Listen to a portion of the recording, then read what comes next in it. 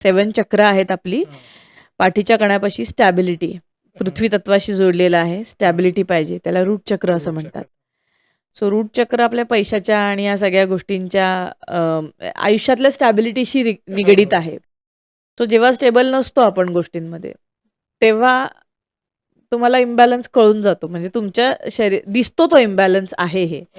So root चक्र balance झालं you are in the next level. आयुष्यामध्ये स्टॅबिलिटी आपल्याला हवी आहे.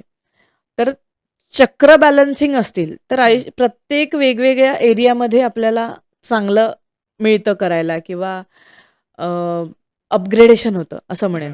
रूट चक्र असेल तर पूर्ण आयुष्यातली स्टॅबिलिटी जी म्हणतो ना आपण, ती छान होते तिथे. रूट चक्र बॅलन्स असेल तर ते पाठीच्या कण्यापाशी असतं. ते रेड कलर त्याचा म्हटलं जातो. आणि ते चक्र जर तुम्हाला डोळे बंद करून मेडिटेशन करताना रेड कलरचं चक्र फिरताना दिसलं तर ते ऍक्टिव्ह आहे. पण म्हणजे ते एवढं इझी नाहीये. ते इमॅजिनेशन मध्ये जर तुमचं बॅलन्स नसेल तर दिसत नाही.